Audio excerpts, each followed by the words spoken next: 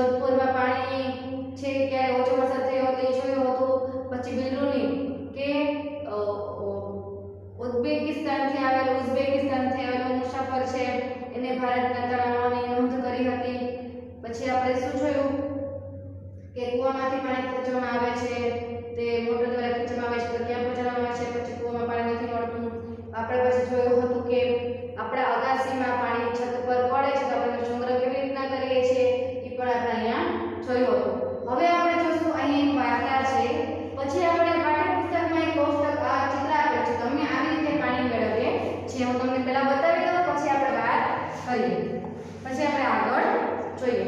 અહીંયા જે આપણા પાઠ્યપુસ્તકમાં આપેલું છે કે અમે આવી રીતે પાણી મેળવીએ છીએ. તો તમારે તમારા ઘરમાં કેવી રીતના પાણી આવે છે ઈ હોય એમાં તમારે રાઈટ કરવાનું છે. તો પહેલા આપણે અહીંયા વાંચન કરીએ કે ચાલો જોઈએ કે આજે લોકો જુદી જુદી કેવી રીતોથી પાણી મેળવવાની વ્યવસ્થા કરે છે. હવે અહીંયા પાના નંબર 57 જુઓ અને ચર્ચા કરો. તમે તમારા ઘરમાં પાણી તેમાં આપેલી કોઈ રીતથી મેળવો છો તો તેના પર રાઈટની નિશાની કરો ને જો તમે કોઈ બીજી રીતથી પાણી મેળવતા હોય તો તમારી નોટબુકમાં લખો. હવે આપણને ખબર છે કે બાળકો કે પાણીની છે અસમાન વિતરણ વિશે આપણે ચર્ચા કરીએ છીએ કે લોકો કેવી રીતે જુદા જુદા સ્ત્રોતો દ્વારા પાણી મેળવે છે અને તેમને કેવી રીતે મુશ્કેલી પડે છે તે જાણવું મહત્વનું છે. કે પાણીના મુદ્દાને લઈને વિશ્વ વિજ્ઞાની બાળકોમાં આપણે ચર્ચા કરીએ તો પાણીનું મહત્વ દર્શાવતા સૂત્રોની યાદી તૈયાર કરવી. કે જેમ કે છે જળ જ જીવન છે, પાણી બચાવો તે આપણને બચાવશે, પાણીને આગળ વધતું અટકાવો. એવા બધા જે સૂત્રો છે એના સૂત્રોને તમારે તમારી નોટબુકમાં નોટ કરવાની છે. હવે અહીંયા જે આપણને આપેલું છે તો એમાં તમે તમારે ઘરમાં કેવી રીતના પાણી આવે છે ને એમાં તમારે અહીંયા રાઈટની નિશાની કરવાની છે. તો જોઈએ આપણે કે પહેલું ચિત્ર જે છે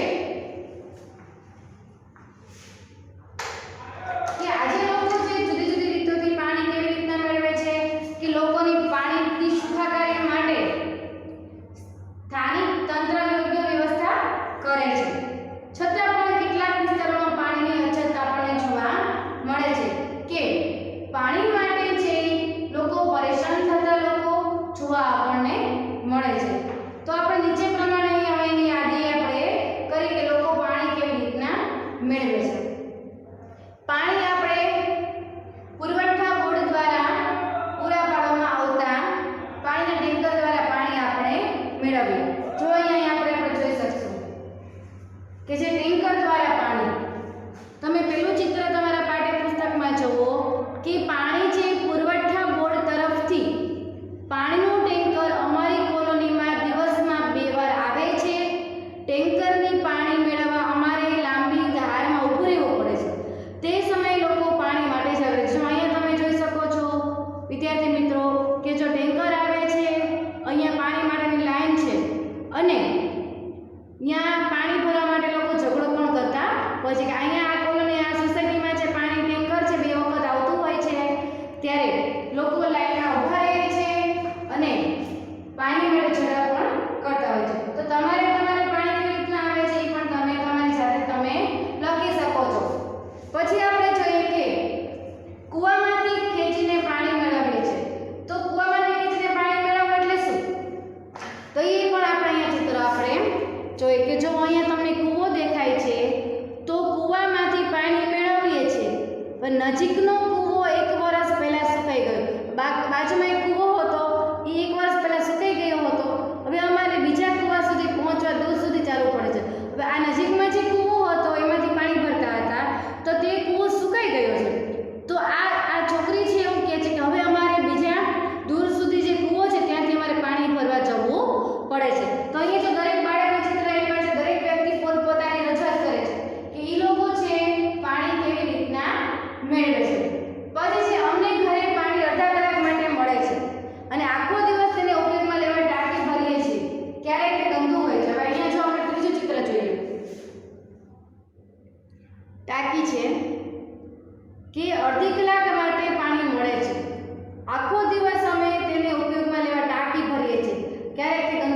ટાંકી છે તો એમાંથી આપણે પાણીનો ઉપયોગ કરીએ છીએ. જેવી રીતના આપણે રાજકોટમાં પાણી આવે છે તો 20 જ મિનિટ આવે છે, તો 20 મિનિટમાં આપણે પીવાનું ભરીએ કે ટાંકી ભરીએ? તો 20 મિનિટમાં આપણે કેટલું પાણી ભેગું કરી શકીએ? ઘર વપરાશમાં તો કેટલું જોતું હોય છે કે ગરમી તો લોકો 2-3 વખત દાતા પણ હોય છે. તો અહીંયા બાળક છે એવું કહે છે અડધી કલાક તમને પાણી મળે, એને રોજ વધારે ઉપયોગ કરવા માટે અમે ટાંકી ભરી શકીએ છીએ. પછી અમને અમારા નળમાંથી આખો દિવસ પાણી મળે છે.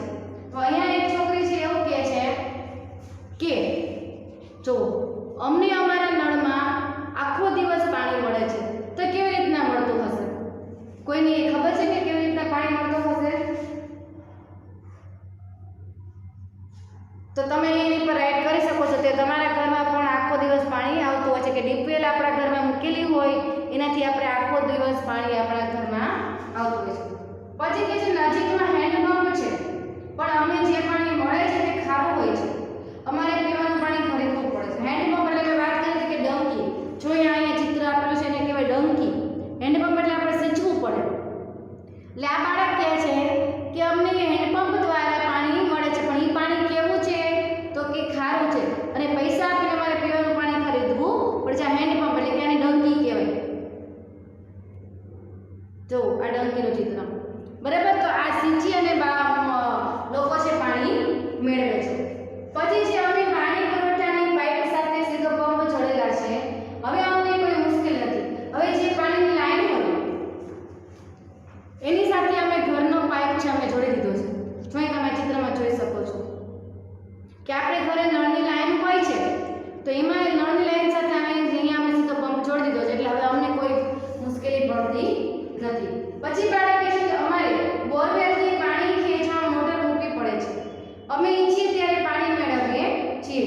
તો જેમ આપણે જોયું કે મોટર કૂવા પર મૂકીને પાણી ખેંચીએ છીએ, તો અહીંયા પણ બોરમાંથી એને મોટર મૂકેલી છે અને અહીંયાથી પાણી ખેંચી અને પાઇપલાઇન દ્વારા બધે પાણી આવે છે. એટલે એને પાણીની ક્યારેય કમી પૂરી થઈ શકે છે કે એ ગમે ત્યારે છે ત્યારે પાણી અહીંયા આવે છે. પછી કે છે અમે પાણી કેનાલમાંથી મેળવીએ છીએ, એટલે જ્યાં નદીઓ હોય તળાવો ત્યાંથી પાણી મેળવીએ છીએ. અહીંયા પણ તમે જોઈ શકો છો કે કેવી રીતના પાણી આ સ્ત્રી છે એ લઈને જાય છે. લાઈનો દ્વારા પાણી આવે છે કેનાલમાં, બેન છે ત્યાંથી પાણી લે છે. બરાબર, બધાને આ સાથે ચિત્ર દેખાતા હશે. તો આપણે આગળ જોઈએ તો આ જોયું કે આપણે પાણી કેવી રીતના મેળવીએ છે. તમને જ્યારે જે રીતથી પાણી મળતું હોય એના પર તમારે ટીક કરવાનું રહેશે. તો અહીંયા કહેવાનો મતલબ એવો છે કે લોકોને જે જુદી જુદી રીતોથી પાણી મેળવવાની વ્યવસ્થા હોય છે. તો અમે અમારા ઘરમાં બોરવેલ દ્વારા છત પર ટાંકીમાં પાણી જમા કરીએ અને આખો દિવસ નળ દ્વારા પાણીમાં મેળવીએ છીએ. બરાબર, તો બધાના ઘરે એવી રીતના અલગ અલગ જોવા મળે છે.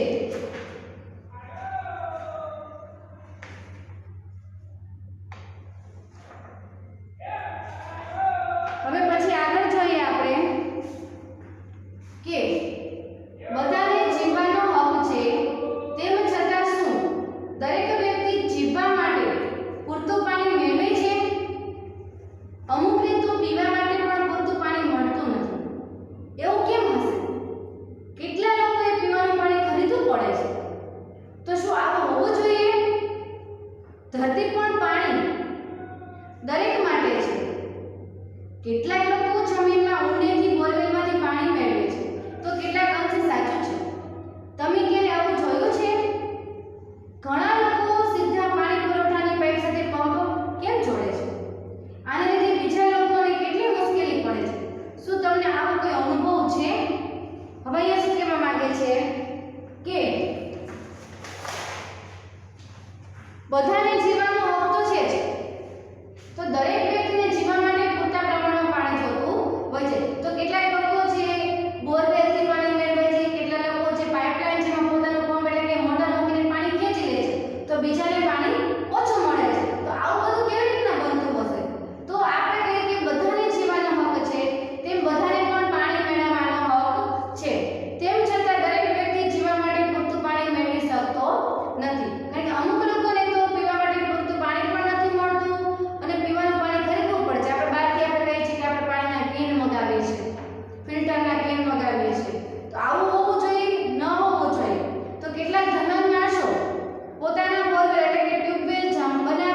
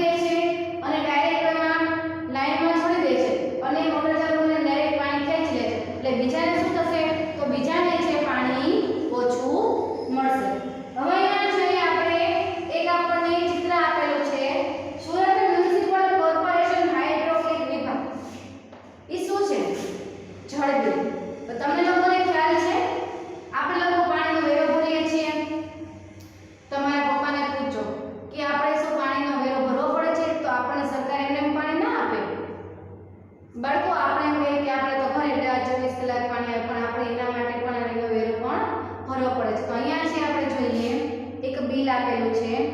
તમે તમારા પાઠ્યપુસ્તકમાં આસાનીથી જોઈ શકો છો. આવી રીતના બિલ આપેલું છે.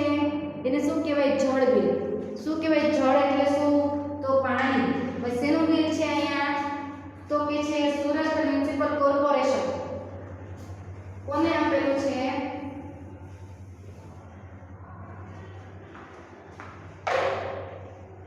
સુરત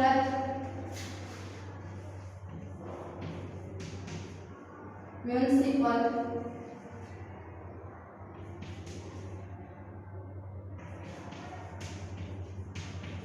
કોર્પોરેશન.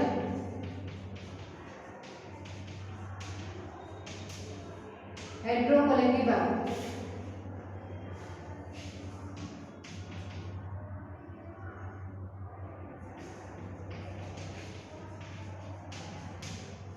શું છે? તો આ જળ બિલ એટલે કે પાણીનું બિલ. આ બિલ છે કોના નામે છે?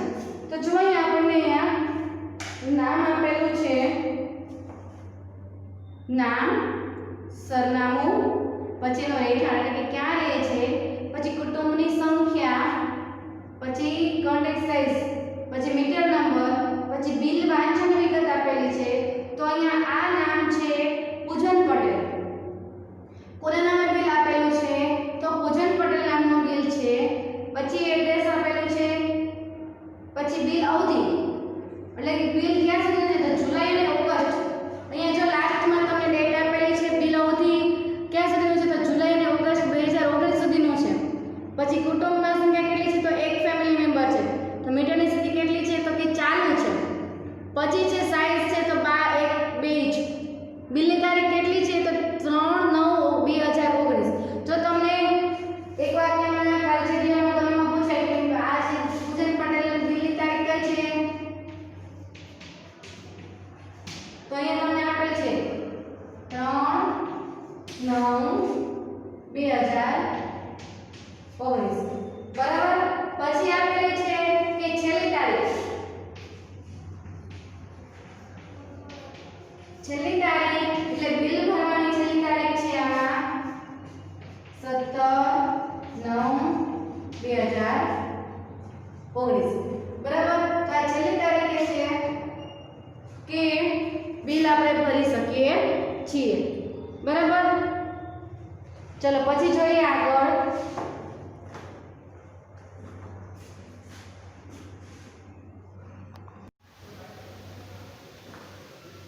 તો વિદ્યાર્થી મિત્રો, આપણે જોતા હતા કે સુરત મ્યુનિસિપલ કોર્પોરેશન હાઇડ્રોલિક વિભાગમાં જળ બિલ. તો આ જળ બિલ છે આપણે જોયું કે પૂજન પટેલ નામનું છે. પછી આપણે જોઈએ કે બિલ ભરવાની તારીખ હતી 3/9/2019 સુધીની. પછી છે છેલ્લી તારીખ હતી 17/9/2019 સુધીની. તો અહીંયા તમે આપણે ચિત્રમાં જોયું હતું. તો અહીંયા છે તમને છેલ્લી તારીખ દેખાય છે જુઓ. બરાબર. હવે અગાઉનું વાંચન બિલ, હાલનું બિલ, પછી વાસ્તવિક વપરાશ અહીંયા બધું આપણને આપેલું છે બિલની વિગત. તો એમાં આપણે અગાઉના જમા કરેલી રકમ છે. પછી હાલની બિલ છે. હવે પૂજન પટેલ છે થાય છે એને કુલ ચૂકવવા પાત્ર રકમ કેટલી છે? તો અહીંયા આપણને આપેલું છે 117 રૂપિયા. જે તમે અહીંયા જોઈ શકો છો કે એને કેટલા રૂપિયા ચૂકવવાના બાકી છે? તો પૂજન પટેલને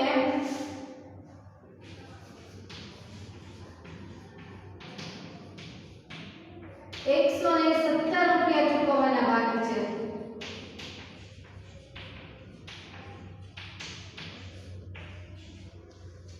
બરાબર. તો આપણે પણ આવી રીતના બિલ છે આપણે પણ અહીંયા આવતા હોય છે. હવે અહીંયા આપણે પ્રશ્ન છે કે આ બિલ કઈ ઓફિસથી આવ્યું છે? પછી છે કે શું તમને પાણીનું બિલ ઘરે મળે છે? તે ક્યાંથી મોકલવામાં આવે છે? આપણે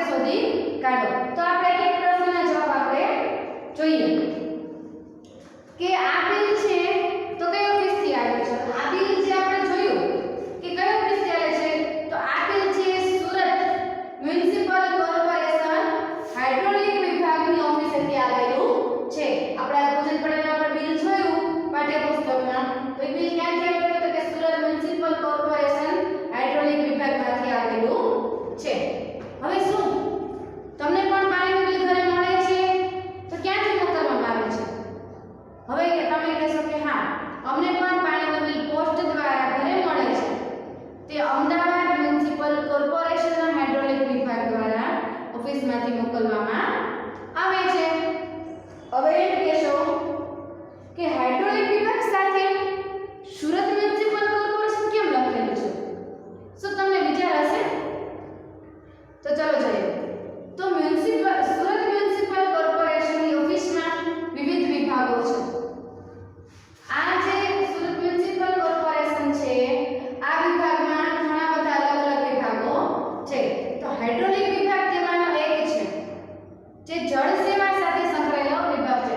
આ હાઇડ્રોલિક વિભાગ એમાં એક વિભાગ છે તે પાણી સાથે સંકળાયેલો છે. તેથી તેને હાઇડ્રોલિક વિભાગ સાથે સુરત મ્યુનિસિપલ કોર્પોરેશન સાથે લખેલું આવે છે. પછી આપણને પ્રશ્ન છે કે બિલ જે કોના નામ પર છે? તો દરેક માહિતીને દર મહિને તેમણે કેટલા રૂપિયા ચૂકવવા પડે છે? હવે આપણે જોયું તો કે બિલ કોના નામનું હતું? તો પૂજન પટેલ. તો બિલ છે પૂજન પટેલના નામ પર છે.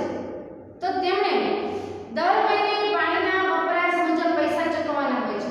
હવે આપણે દર મહિને છે જેટલું પાણી વપરાતું હોય ને એટલા મહિને પૈસા ચૂકવવાના હોય છે. આ મહિને તેમણે 117 રૂપિયા ચૂકવવાના હતા. આ મહિને કેટલા રૂપિયા ચૂકવવાના બાકી હતા? તો 117 રૂપિયા. આપણે જેટલું મહિનાનો વપરાશ કરીએ છીએ આપણે હજી આપણા રાજકોટમાં હજી એવું નથી આવ્યું કે તમે દર મહિને તમારે પાણીનો વપરાશ કેટલો થાય છે એના દ્વારા તમારે પૈસા ભરવાના હોય છે. આપણે હજી અહીંયા આવ્યું નથી. તો આપણે જેટલો પાણીનો વપરાશ કરીએ છીએ જેમ ગેસની પાઇપલાઇન હોય છે ને એવી રીતના પાણીના પણ એવી રીતના મીટર આવી જશે કે તમે કેટલો વપરાશ કરો છો. પછી આપણે પ્રશ્ન છે કે શું તમારે પાણી માટે બિલ ભરવું પડે છે? તો કેટલું? તો પાણીનો ભાવ જુદી જુદી કોલોનીમાં જુદો હોય છે. તો તમારે આ બધાને પૂછો. હવે આપણને નથી ખબર, તમને નથી ખબર, મને નથી ખબર. તો જે બિલ ભરતા હોય પાણી વેરો એને ખબર હોય છે. તો અમારે પાણી માટે દરેક મહિને પાણીના વપરાશ મુજબનું સરેરાશ 100 રૂપિયાનું બિલ ચૂકવવું પડે છે.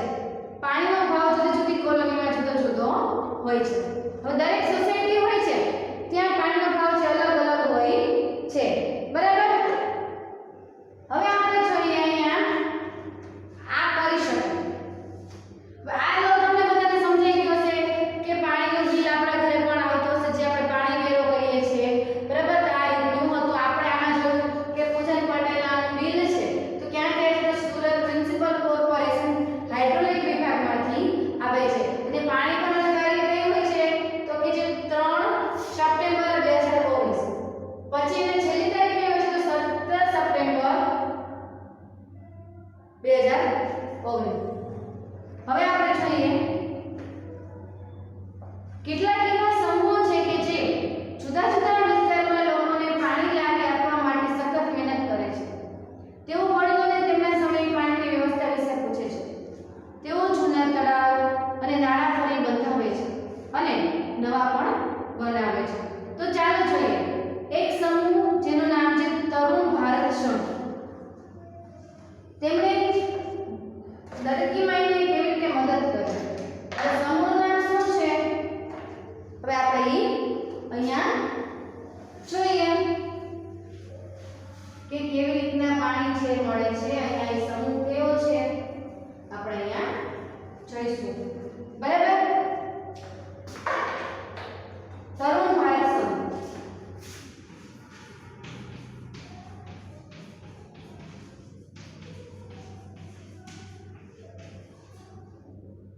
હવે એને દડકી માય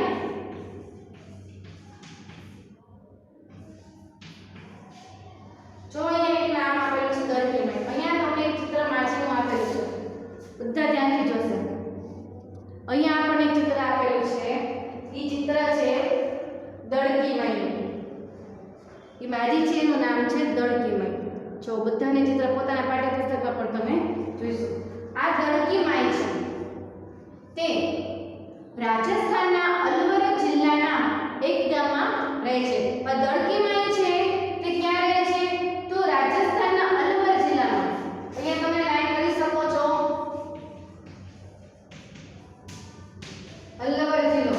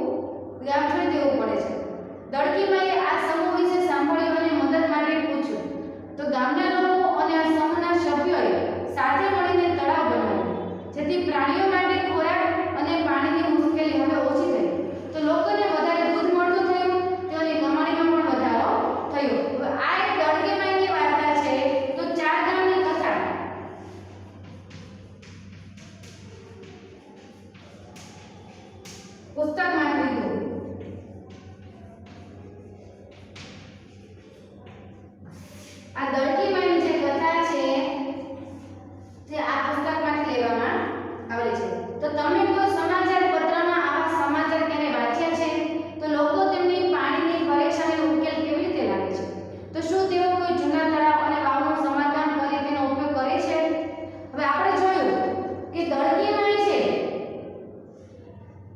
તો દળકીમાઈ છે, હવે એને આ સમૂહનું નામ સાંભળ્યું છે તરુણ ભારત સમૂહ.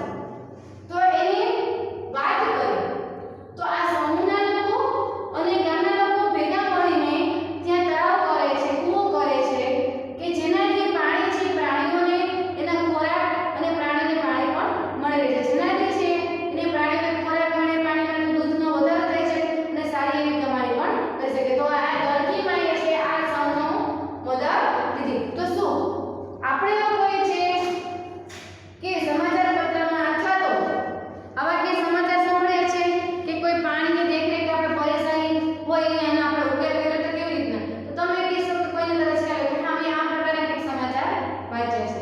મહારાષ્ટ્રના એક ગામના લોકોએ ગામનું એક ખૂબ જ જૂનું તળાવ ફરીથી ખોદી અને સમારકામ કરી પાણીનો ઉકેલ લાવી તેમની પાણીની પરેશાની દૂર કરી. ક્યાં? તો મહારાષ્ટ્રનું એક ગામ છે, તે ગામના લોકોએ જૂનું જે તળાવ હતું એને ફરીથી ખોદ્યું અને એને સમારકામ કરાવ્યું અને ફરીથી ત્યાં પાણી મેળવી અને પાણીની જે અછત હતી એને દૂર કરે છે. કેટલાક લોકો ખેતર તળાવને બનાવે છે અને તેના પાણીનો ઉપયોગ કરી ખેતરમાં પાકને સિંચવા માટે કરે છે. ખેતર હોય, ધારો કે અહીંયા ખેતર છે, તેની નજીકમાં પાણીની જમીન એવી હોય તો ત્યાં ખોદીને તળાવ બનાવે છે અને તળાવમાંથી પાણી તેના ખેતરોના પાકોને પાણી પૂરું પાડે છે. રાજસ્થાનના એક ગામમાં લોકોએ સમૂહમાં સાથે મળીને તળાવ બનાવ્યું અને પાણીની મુશ્કેલી દૂર કરી. શું કહે છે? તો રાજસ્થાનમાં છે લોકોએ ભેગા મળી અને તળાવ બનાવ્યું અને પાણીની જે મુશ્કેલી છે એ દૂર કરે છે. તો વિદ્યાર્થી મિત્રો, આમાંથી આપણે શું શીખવા મળ્યું કે આપણે જે જ્યારે પાણીની અછત થાય છે ત્યારે આપણે શું કરવું જોઈએ અને પહેલા તો પાણીનો ઉપયોગ આપણે કેવી રીતના કરવો જોઈએ. તો આપણે જે જોઈતા છે તો પાણીનો ઉપયોગ કરવો જોઈએ, પાણીનો બગાડ કરવો જોઈએ ને. કદાચ અહીંયા ધારો કે નળ ટપકે છે તો તે તમે જોવો છો તો અહીંયા પાણી ટપકે છે તો શું કરવાનું કે નળને સરખી રીતના આપણે બંધ કરી દેવો જો કે જેનાથી ટીપે ટીપે ટીપે પણ જેમ ટીપે ટીપે સરોવર ભરાય છે તો ટીપે ટીપે પણ પાણીનો બગાડ થાય નહીં. તો આ પાઠમાં આપણે કેટલું શીખ્યા છે? તો તમારે શું યાદ રાખવાનું છે? તો આપણે ખબર છે કે ધરતી પર પાણી સૌ કોઈ માટે છે. આવા જે કોઈ સૂત્ર તમને મળે તો તમારે તમારી નોંધપોથીમાં કરવાનું છે. પછી તમારે પાણીનું બિલ લાવો અને જુઓ કે એમાં શું શું આપેલું છે, કઈ તારીખે કઈ સુધીનું આપેલું છે, આ બધું પણ તમારી જાતે તમારે કરવાનું રહેશે. તો આપણે આ પાઠમાં સૌથી પહેલા જોયું હતું કે જળ છે, ગઢશીસર છે, રાજા જે છે જેસલમેરના, એને એવો 650 વર્ષ જૂનું છે એક તળાવ બનાવ્યું હતું. પછી તળાવનું પાણી વાપરવામાં આખા ગામને કમી નથી આવતી.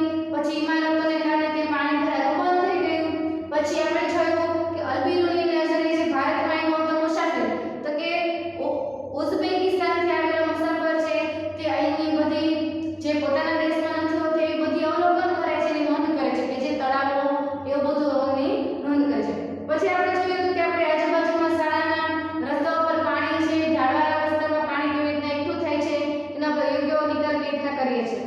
પછી આપણે જોયું કે આપણી છત છે, છત પર પાણી પડે છે વરસાદનું, તો આપણે એનો સંગ્રહ કેવી રીતના કરીએ છીએ. તો આપણે જોયું કે અહીંયા પાઇપલાઇન ગોઠવીને સીધું મોટામાં આપણે સંગ્રહ કરીએ છીએ.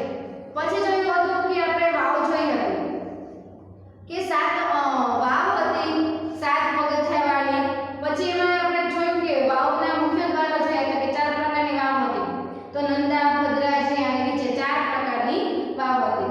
તો પાણી ખેંચવા માટે કેવી રીતના ઉપયોગ થાય છે. પછી આપણે આપણા દાદા દાદીની સાથે વાતો કરવાની હતી કે એ સમયમાં લોકો ઘર વપરાશ માટે પાણી ક્યાંથી લાવતા હતા. પછી આપણે જોયું કે ઉત્તરાખંડમાં એક નવપરિણીત સ્ત્રી છે એ પૂજન કરે છે, પાણીને વધાવે છે, ત્યાં ઉત્સવ મનાવવામાં આવે છે. પછી ગામમાં મેઘલાડુની વેચણી કરવામાં આવે છે, બરાબર. પછી આપણે જોયું હતું કે પાણી ભરવાના ઘડાઓ, તો ત્રાંબાના અને પિત્તળના ઘડા આપણે જોયા. પછી આપણે આ જે તળાવો જે પછી ઇલેક્ટ્રિક મોટરની મદદથી પાણી કેવી રીતના કૂવામાં ખેંચવામાં આવે છે, તમારે લોકોને તમારી કોલોનીમાં પાણી કેવી રીતના મળે છે. તો આપણે જોયું હતું કે કોઈ બોરના ભરતા પાણી ટેન્કી આવે છે તેમાં લાઈનો ભરીને પાણી ભરવું પડે છે, તો કોઈને કૂવામાંથી પાણી મેળવવું પડે છે, અથવા તો કોઈને અડધો કલાક પાણી આવે છે તો ટાંકીમાં ભેગું કરી રાખવું પડે છે, પાણી ગંદુ પણ થતું હોય છે. તો કોઈને રોજ નળમાં પાણી આવે છે, કોઈ હેન્ડપંપ એટલે કે ડંકી દ્વારા પાણી મેળવે છે, પછી કોઈ જે નળની પાઇપમાં પોતાનો પાઇપ ભરાવીને મોટરથી પાણી ખેંચે છે, કોઈ કૂવામાંથી પાણી ખેંચે છે અને કોઈ કેનલમાંથી પણ પાણી ભરે છે. તો આ રીતના આપણે પાઠમાં જોયું. પછી આપણે સુરત મ્યુનિસિપલ કોર્પોરેશન